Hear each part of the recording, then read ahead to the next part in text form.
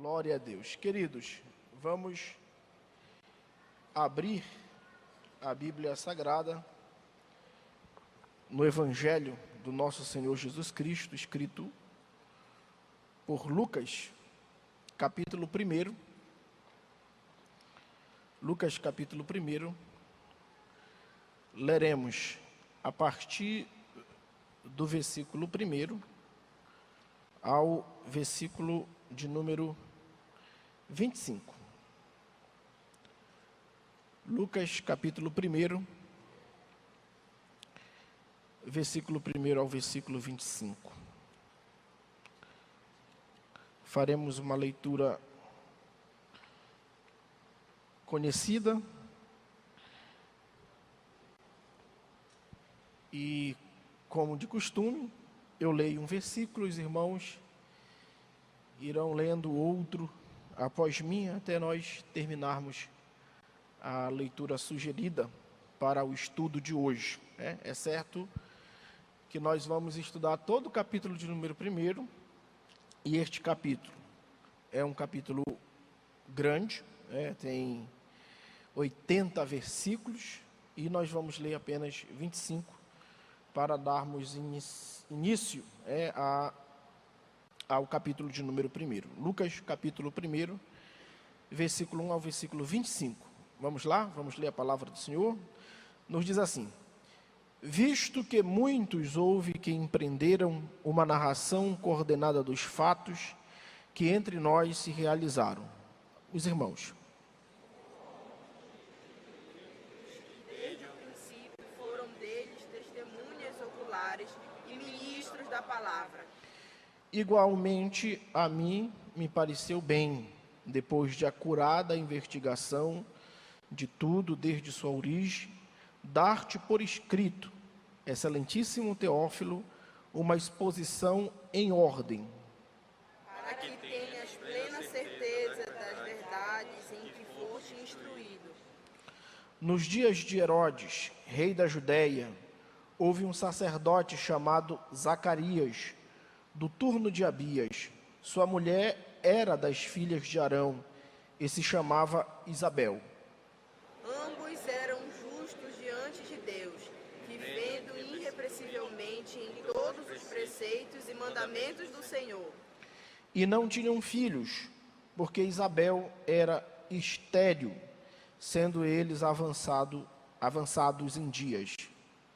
Ora, aconteceu que, excedendo ele diante de Deus o sacerdócio na ordem do seu turno, coube-lhe por sorte, Segundo o costume sacerdotal, entrar no santuário do Senhor para queimar o incenso. e durante esse tempo toda a multidão do povo permanecia da parte de fora orando. E eis que lhe apareceu um anjo do Senhor em pé, à direita do altar do incenso. Vendo Zacarias, turbou-se e apoderou-se dele o temor. Disse-lhe, porém, o anjo: Zacarias, não temas, porque a tua oração foi ouvida, e Isabel, tua mulher, te dará à luz um filho, a quem darás o nome de João. Em ti haverá prazer e alegria, e muitos se regozijarão com o seu nascimento. Pois ele será grande diante do Senhor. Não beberá vinho, nem bebida forte, e será cheio do Espírito Santo, já do ventre materno. E converterá muito dos filhos de Israel ao Senhor seu Deus. E irá diante do Senhor no espírito e poder de Elias, para converter o coração dos pais aos filhos, converter os desobedientes à prudência dos justos, e habilitar para o Senhor um povo preparado. Então perguntou Zacarias ao anjo: como saberei isto? Pois eu sou velho e a minha mulher avançada em idade. Respondeu-lhe o anjo: eu sou Gabriel, que assisto diante de Deus, e fui enviado para falar-te e trazer-te estas boas novas. Todavia ficarás mudo e não poderás falar até ao dia em que estas estas coisas venham a realizar-se. Por enquanto, não acreditastes nas minhas palavras, as quais a seu tempo se cumprirão. O povo estava esperando a Zacarias e admirava-se de quanto tempo se demorasse no santuário. Mas, saindo ele, não lhes podia falar. Então entenderam que tiveram uma visão no santuário, e expressavam-se por acenos, e permaneciam mudos. Sucedeu que, terminados os dias de seu ministério, voltou para casa. Passando esses dias, Isabel, sua mulher, concebeu e ocultou-se por 5 meses, dizendo: Todos nós.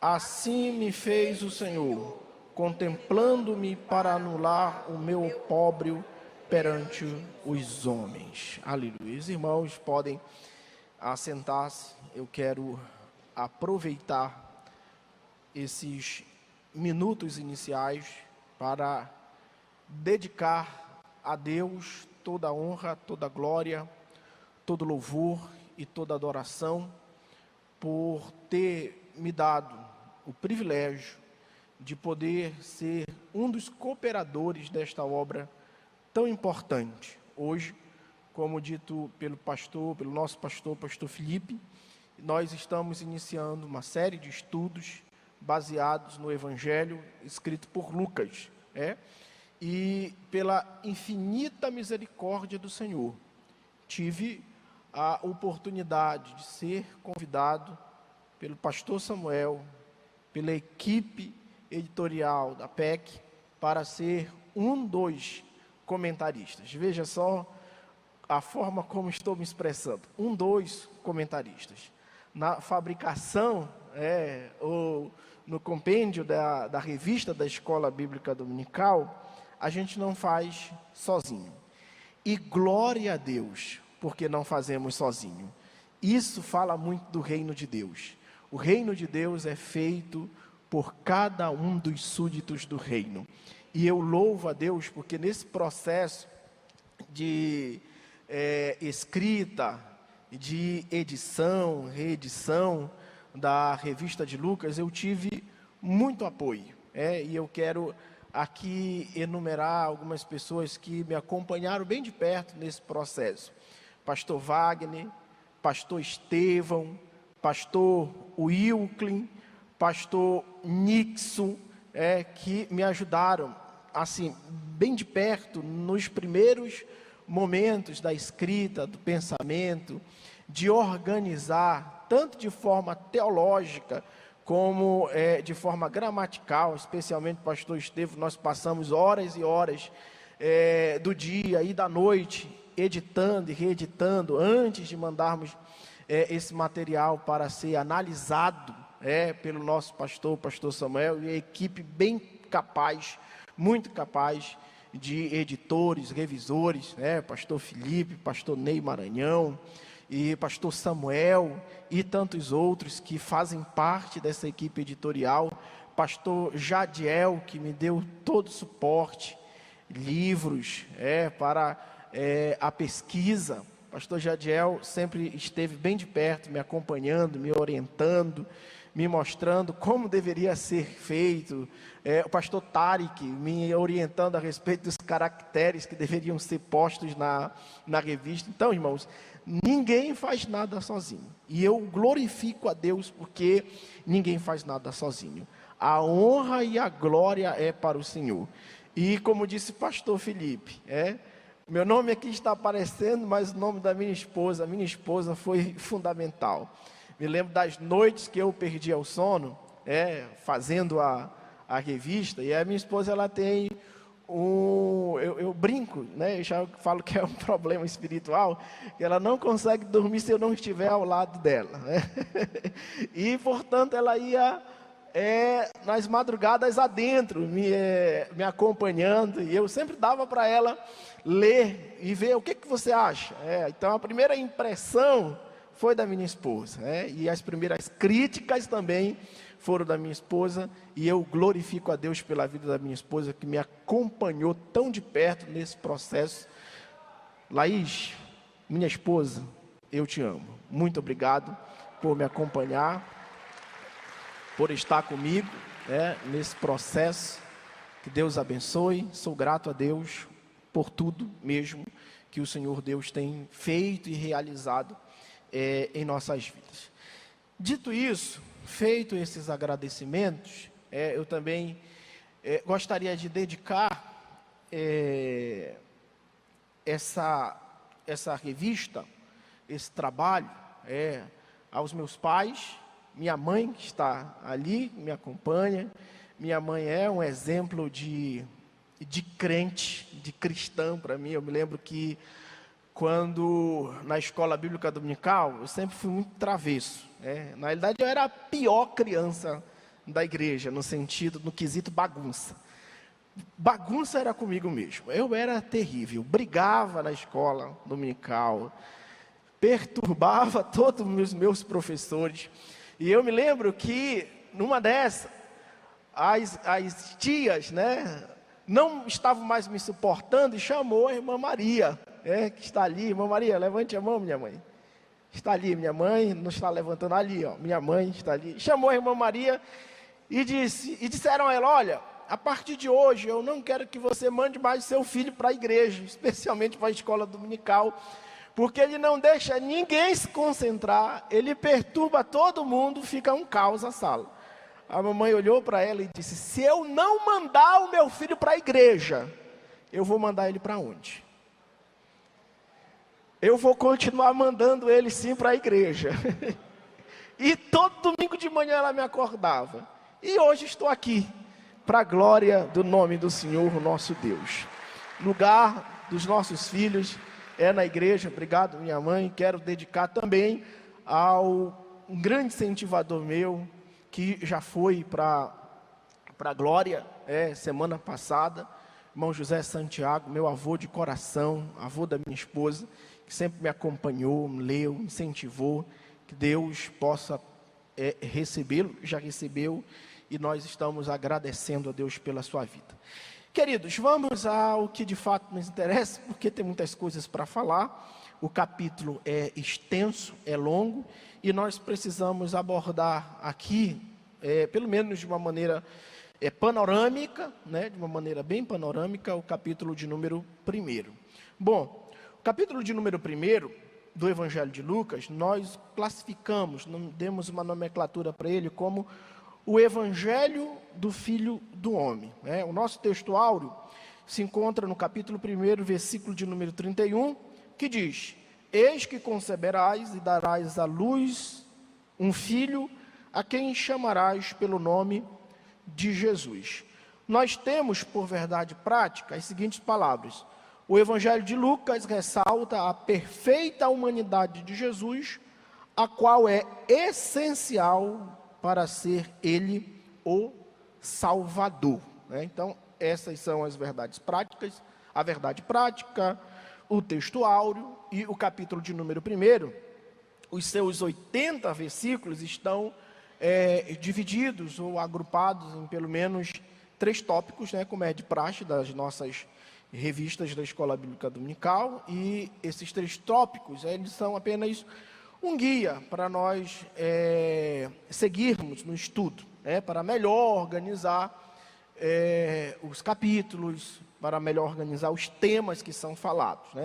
E os 3 tópicos falam pelo menos de 3 coisas. Primeiro, nos é apresentado o Evangelho de Lucas, nos é apresentado a autoria, a data, o destinatário, nos é apresentado o Evangelho de Lucas. No segundo tópico, nos é mostrado as narrativas da predição do nascimento, tanto de João quanto de Jesus. E por fim, falaremos a respeito do nascimento e da infância de João Batista. Como eu disse, o capítulo de número 1 é talvez se não me recordo de um capítulo maior do Novo Testamento, se não me falha a memória, é o maior capítulo do Novo Testamento. Então, o capítulo de número 1 de Lucas é recheado de informações e informações exclusivas. Muito embora Mateus tenha narrado a respeito do nascimento de Jesus, mas é em Lucas que nós encontraremos uma melhor explicação de como se deu isso, né? É em Lucas que nós veremos de uma forma muito mais nítida a mensagem que o anjo Gabriel trouxe tanto a Zacarias, né, e posteriormente a Maria, né? Então Lucas vai nos dar um leque de informações importantes sobre esse primeiro momento, né? É importante dizer que o evangelista Lucas, além de ser médico, como aqui já falou o nosso pastor, o evangelista Lucas ele é reconhecido como um dos maiores historiadores, se não o maior historiador do Novo Testamento, né? Lucas, a respeito de biografias, equivalendo os 2 livros que ele escreveu, o Evangelho e Atos dos Apóstolos, conta-nos com muita riqueza de detalhe e um grande volume de informações a respeito da vida e ministério de Jesus e também a respeito dos primeiros anos ou décadas da igreja, quando inaugurada ali em Atos dos Apóstolos. Então Lucas recebe esse título de ser o maior historiador, o maior biógrafo do Antigo Testamento, do Novo Testamento, perdão. Então Lucas ele tem uma habilidade muito grande com a escrita. Ele não é somente médico, Lucas também é um escritor e um escritor nato. Tanto é que nos primeiros versículos nós vemos que Lucas nos traz a informação das seguintes coisas, né? Lucas diz que ao observar a respeito da vida de Jesus, que muitos empreenderam em contar a história, Lucas ele fez uma acurada investigação para narrar os fatos da melhor forma possível. Então veja que no verso de número 1, Lucas já nos informa dizendo assim, olha, visto que muitos houve que empreenderam uma narração coordenada dos fatos que entre nós se realizaram. Ou seja, Lucas reconhece que já haviam narrativas sobre a vida de Jesus, e muitas narrativas. Ele diz que muitos houve, muitos houveram, muitas pessoas já tiveram esse empenho, esse trabalho de tentar agrupar de forma cronológica as narrativas sobre a vida de Jesus. E agora ele diz assim, olha, eu, depois de uma acurada investigação, tentei trazer tudo desde a origem para dar a ti, no caso ele se refere à pessoa que é o destinatário, Teófilo, todas as informações, uma exposição, melhor dizendo, em ordem desses fatos. Então veja só que Lucas ele não tem somente uma motivação para escrever, mas ele tem um saber como escritor. Ele sabe como vai direcionar a história. Ele vai primeiramente pesquisar a história, e a pesquisa que Lucas irá fazer não é uma pesquisa baseada meramente em registros, mas é uma pesquisa baseada em testemunhas oculares da vida e do ministério de Jesus. Então Lucas vai receber informações importantes, primeiramente porque Lucas teve um contato muito direto com os apóstolos que andaram com Jesus, possivelmente Pedro, João, e teve um contato muito maior com o apóstolo Paulo. Então Lucas vai ter propriamente dito a autoridade para falar de tudo o que ele deixou registrado nesse evangelho, né? Então Lucas ele era um médico, um habilidoso escritor e um excelente historiador, né? Então Lucas vai nos narrar de forma bem detalhada partes da vida de Jesus que Mateus não narrou e que Marcos também não narrou. Então o Evangelho de Lucas é para nós um desafio muito grande. Quando o pastor Samuel nos chamou para ser um dos comentaristas dessa lição, ele me deu a orientação de nós focarmos apenas naquilo que é exclusivo, né? Que era exclusivo do Evangelho de Lucas, visto que já tinha trabalhos excelentes, né? Comentados, por exemplo, do Evangelho de Mateus pelo pastor Itamar, do Evangelho de Marcos pelo pastor Ney Maranhão, que aqui está. Então, você vai ver nessa revista peculiaridades interessantes. Por exemplo, você não vai ver nessa revista histórias como do bom semeador, você não vai ver, porque já foi explorado, tanto em Mateus e muito também em Marcos. Então Lucas, o Evangelho de Lucas nessa revista será focado sim a partir dos pontos exclusivos, e Lucas vai nos oferecer muitos pontos exclusivos sobre a vida de Jesus. Então nós temos aqui uma narração coordenada dos fatos, nós temos aqui Lucas, nos é apresentado dessa forma. Ele não foi um dos apóstolos de Jesus, todavia foi um fiel discípulo de Jesus, recebeu as informações sobre a vida de Jesus por testemunhas oculares, pelos próprios apóstolos que andavam com Jesus, ou que andaram com Jesus durante os seus 3 anos de ministério. Ele fez uma acurada investigação sobre todos os fatos da vida de Jesus, para se inscrever a uma pessoa que é chamada ou identificada por ele de Teófilo, E é interessante nós abordarmos esse destinatário, porque quando nós vamos estudar, muitas informações tem sobre Teófilo, muitas informações tem sobre Teófilo.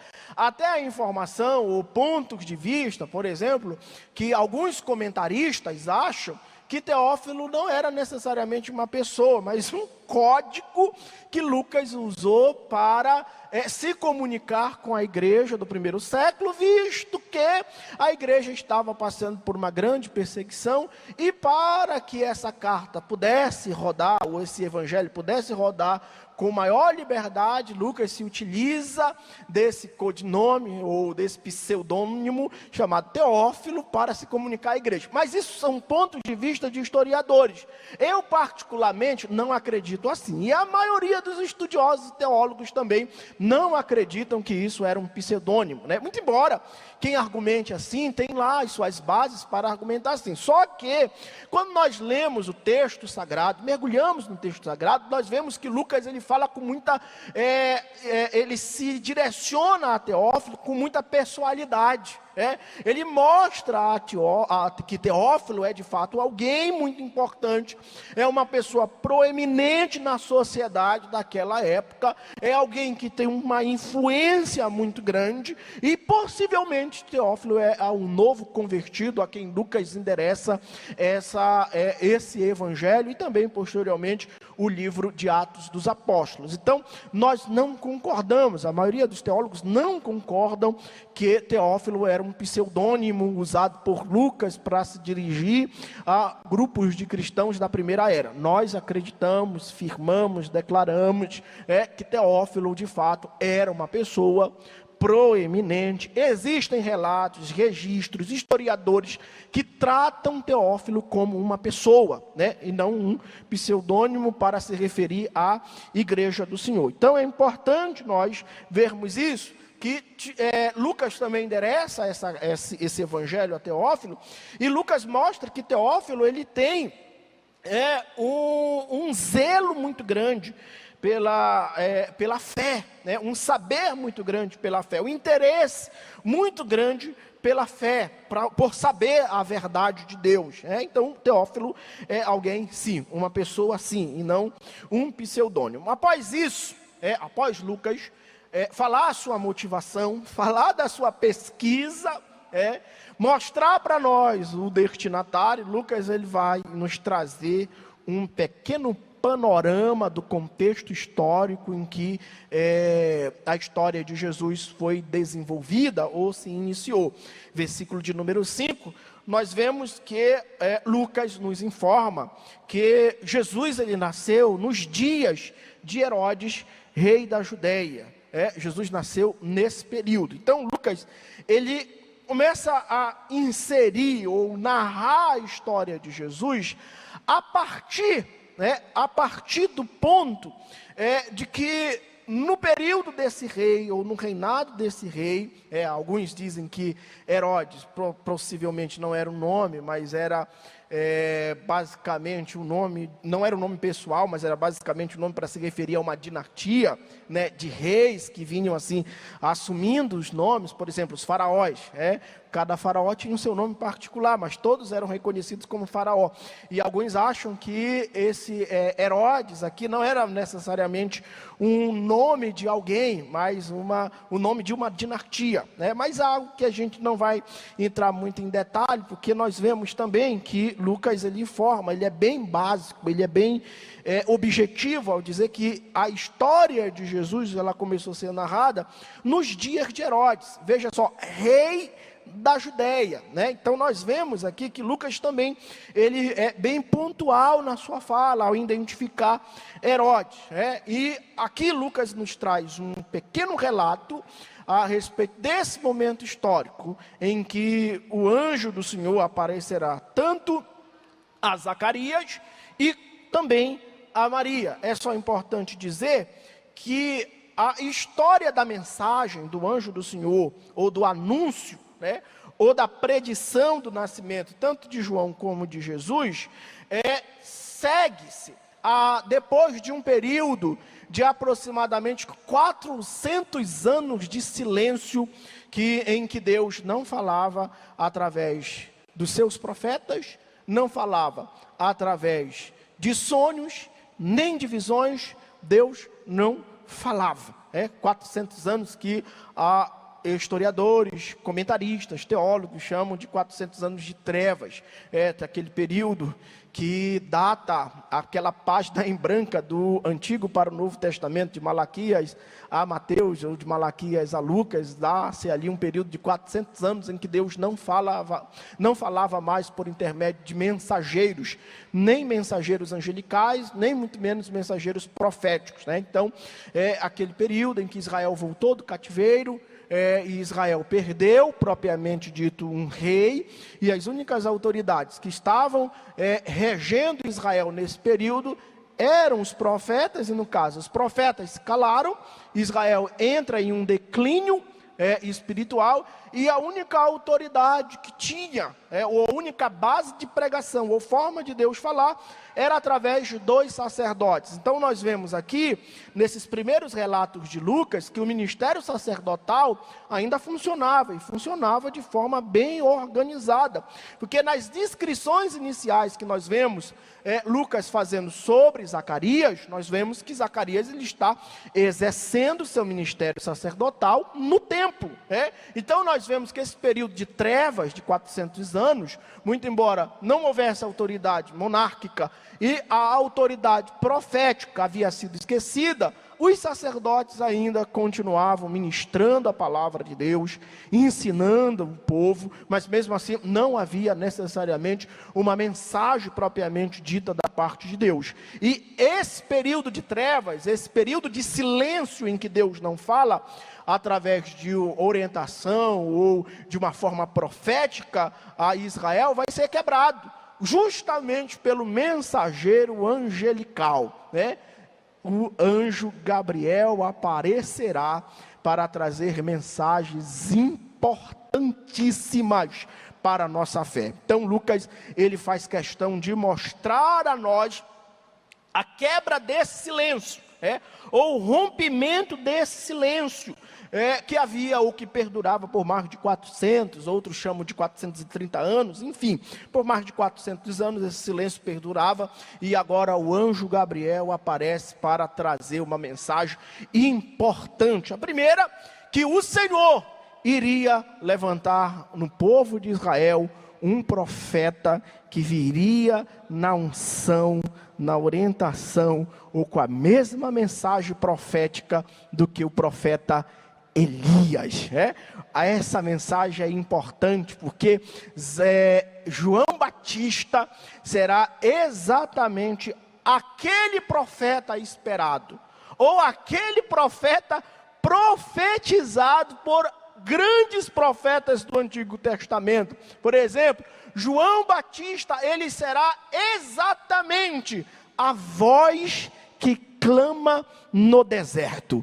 João Batista será exatamente o Elias que haveria de vir. Agora está sendo profetizado o seu nascimento. João Batista, dentre tantas características que ele tem, será o precursor, aquele que vai primeiro, aquele que vai adiante, aquele que preparará o caminho, que pavimentará a estrada para que o rei possa chegar.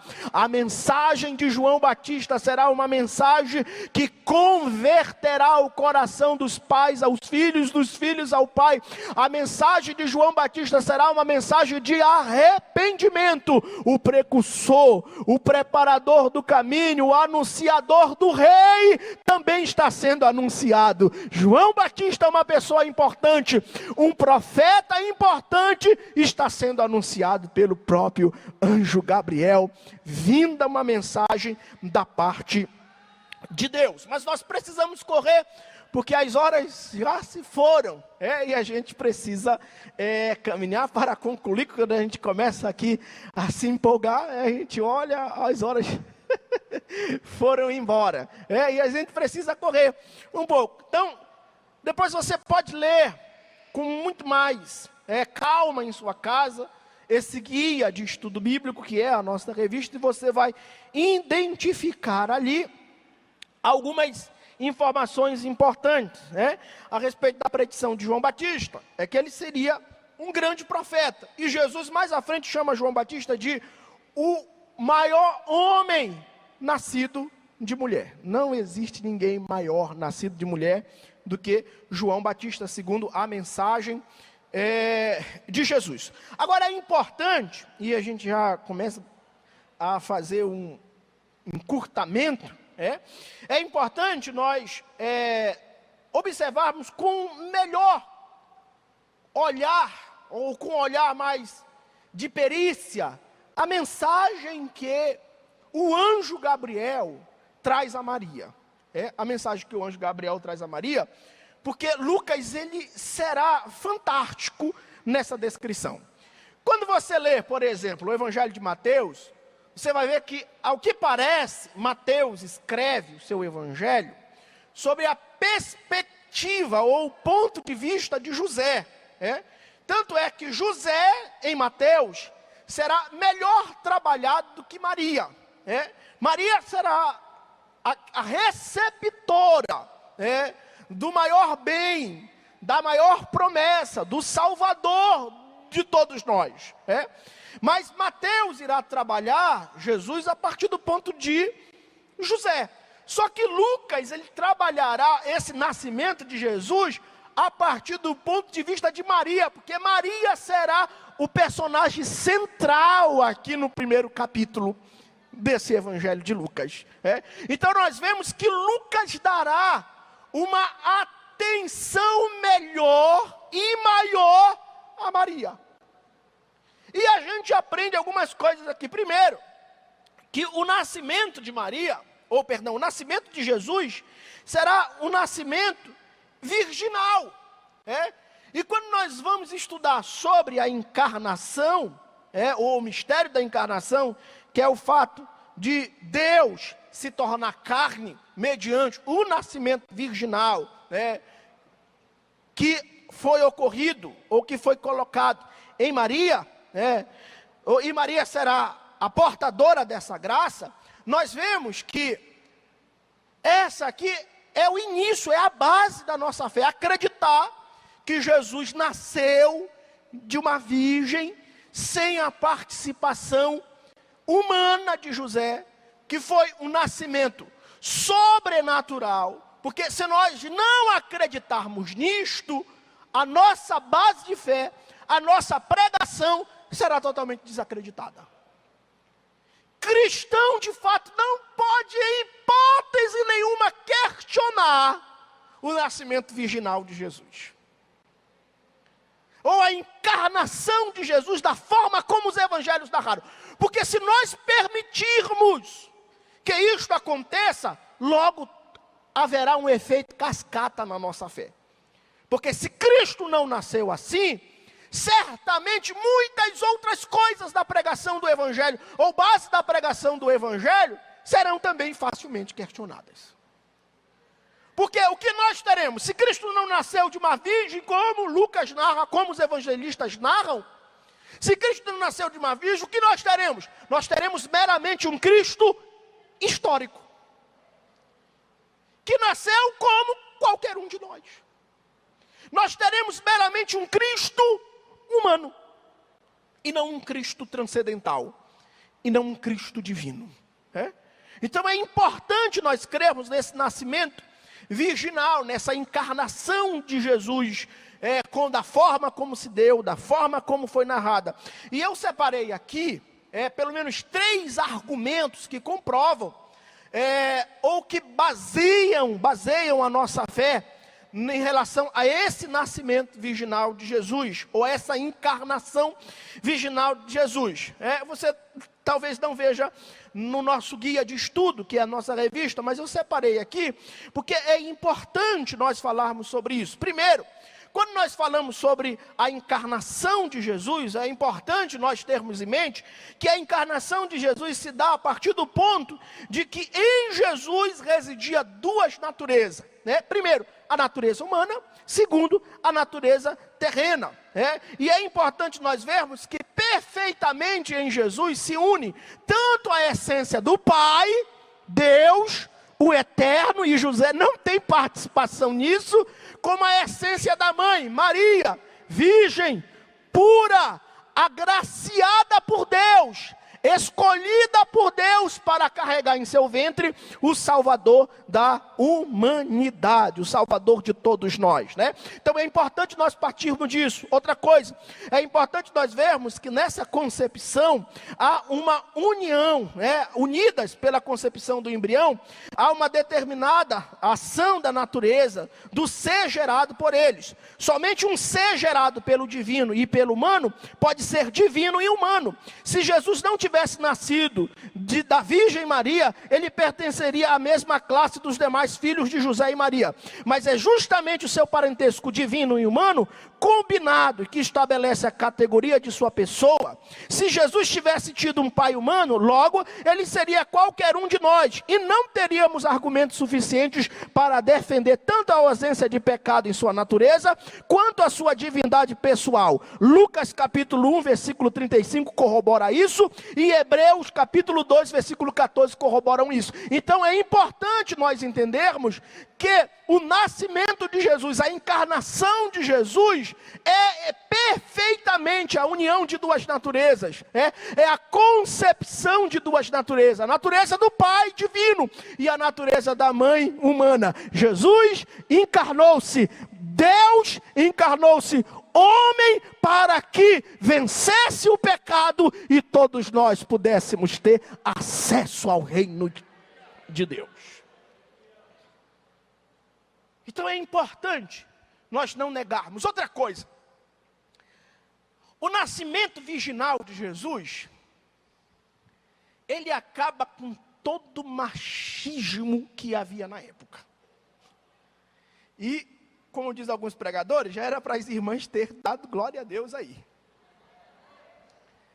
O nascimento virginal de Jesus, ele acaba com aquela falácia de que as mulheres são as culpadas pela queda do homem lá no Éden. Olha, já tem irmã pegando aí o mistério, Recentemente, uma conversa na faculdade, alguns amigos meus sabem que eu sou discente de letras na UFPA, e recentemente uma professora de literatura disse o seguinte, que a mulher carrega a culpa do pecado e da queda do homem desde o Éden, e por causa disso a mulher é menosprezada. E ela disse que isso é uma pregação cristã. E eu, não, pregação cristã não, porque a nossa pregação cristã mostra que o homem caiu em Adão. Esse homem que caiu em Adão, foi restituído pelo segundo Adão, Cristo. E a mulher, aleluia, ela foi redimida em Cristo pelo ventre de Maria. Glória a Deus. Então a pregação cristã não diz que a mulher é a culpa pelas mazelas e pelo pecado do homem. A pregação cristã mostra-se que do nascimento virginal de Maria, todos os homens foram salvos, porque a promessa era: da tua semente nascerá um. Da semente da mulher nascerá um. Glória a Deus. É importante nós dizermos isso. Tem muita coisa, irmãos. Faltam 12 segundos. Na verdade, eu já passei 16 segundos. Posso ir hoje? Estou com crédito. Glória a Deus.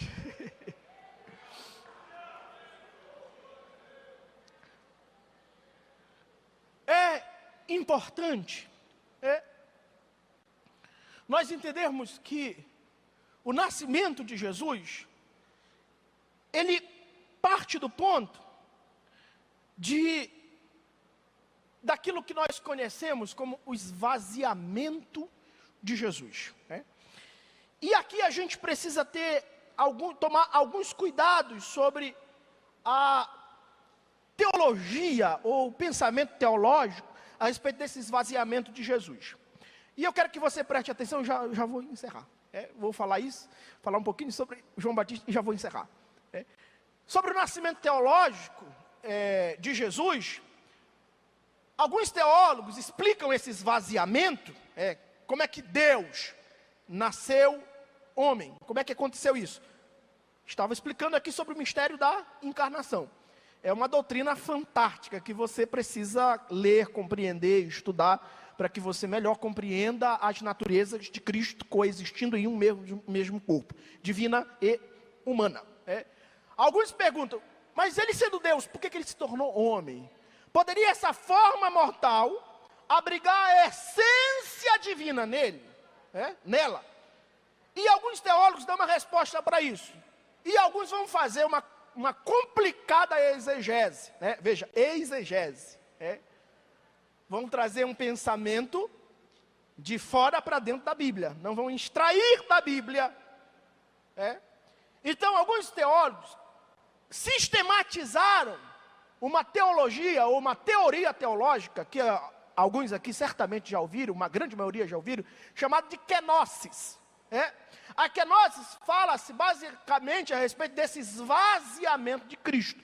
Mas é importante nós identificarmos para a seguinte coisa, que existe a kenosis bíblica, que Cristo de fato esvaziou-se, e existe uma kenosis que não é basicamente bíblica, mas só para que os irmãos possam melhor compreender o que eu estou falando, eu até anotei aqui, porque isso aqui é um assunto um tanto que complicadinho para entender. O que é a kenosis? A kenosis diz assim, que para Cristo nascer, ele teve que primeiro esvaziar-se. Ou seja, o que é esse esvaziamento? É Cristo saindo de sua glória e abandonando seus atributos. Como? Onisciência, onipotência, onipresença, imutabilidade, santidade, para habitar nesse corpo mortal. É esvaziar-se desses atributos exclusivos e divinos. Alguns sustentam essa ideia que Cristo esvaziou-se, e essa eu quero deixar bem aqui claro, fixado, que essa é a falsa kenosis, é a falsa teoria do ensinamento. Desse ensinamento, Cristo esvaziou-se, abandonou, deixou por um tempo seus atributos, e conforme foi caminhando nessa terra, ele passou de homem para Deus. Ou seja, ele nasce vazio de seus atributos, e conforme ele vai crescendo, ele vai recebendo esses atributos, até que chega no momento da sua ressurreição, onde ele diz, todo poder me é dado nos céus e na terra. Veja só uma ideia sem pé e sem cabeça. Cristo nasce homem e com o passar do tempo, ele vai recuperando esses atributos que ele deixou. Essa é a falsa teoria da quinosis. Agora, a quinosis que nós entendemos, a verdadeira quinosis, ou a doutrina do esvaziamento de Cristo, nos mostra que Cristo, ele não deixou a sua glória. Ele encobriu a sua glória nessa imagem humana mortal. Todavia, Cristo é humano e divino. Cristo continuava sendo humano, onipotente, onipresente. Cristo continuava com seus mesmos atributos, mas esses atributos foram limitados por essa carne. Glória a Deus. Amém? É um ponto complicado. Mas por que acontece isso? Por que Cristo faz isso? Ele faz isso para que hoje eu e você, nós estivéssemos aqui dando glória a Deus. Porque nenhum de nós éramos capazes de suportar aquilo que Ele suportou. E nenhum de nós éramos perfeitos o suficiente para darmos a Deus um sacrifício perfeito e imutável, um único sacrifício. Somente Cristo, que encobriu a sua glória nessa imagem humana mortal, foi perfeitamente o Cordeiro de Deus, para que nós estivéssemos aqui, aleluia, restaurados, bonitos, para a glória de Deus. Foi por isso que ele nasceu de uma virgem. Foi por isso que ele nasceu de uma mulher. Aleluia. Pastor Felipe tinha para falar sobre os cânticos de Simeão, de Ana, mas a gente vai deixar um gosto de quero mais aí. Que Deus abençoe, em nome de Jesus.